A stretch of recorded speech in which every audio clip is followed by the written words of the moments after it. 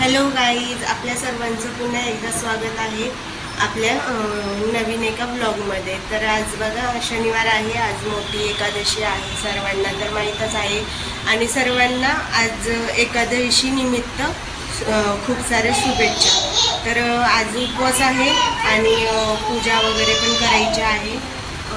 आरूचं पण आज आवरून झालेलं आहे. आरू हाय बोल, हाय बोल. आज ती पण लवकर उठली आणि तिचं पण लवकर आवरून घेतलेलं आहे. आंघोळ वगैरे सगळं झालेलं आहे आवरून. तर आता मी पूजा ते करत आहे, घरातलं आवरून पण झालेलं आहे, घरातलं पण पूजा ते करत आहे. तर चला सुरुवात करूया ब्लॉगसाठी.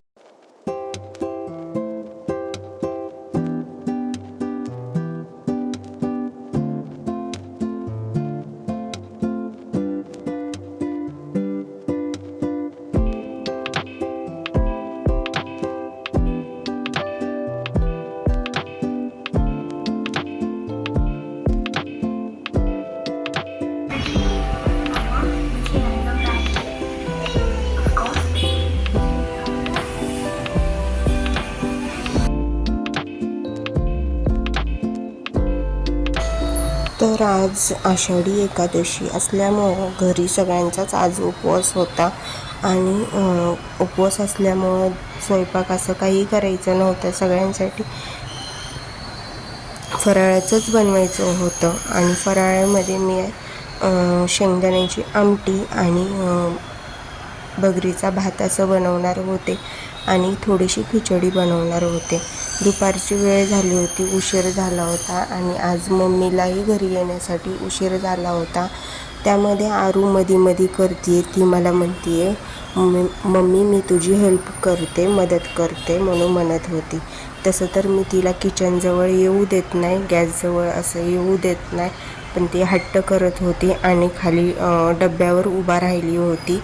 मग तिला थोडा वेळ मी थांबू दिलं आणि परत मग तिला मी पाठवून दिलं, तिथनं पाठवून दिलं. तिची मस्ती चालूच असते.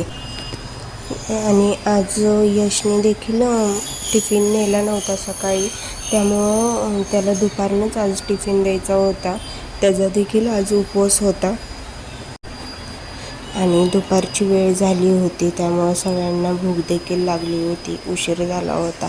तर मी इथं पटपट सगळं बनवून घेत आहे.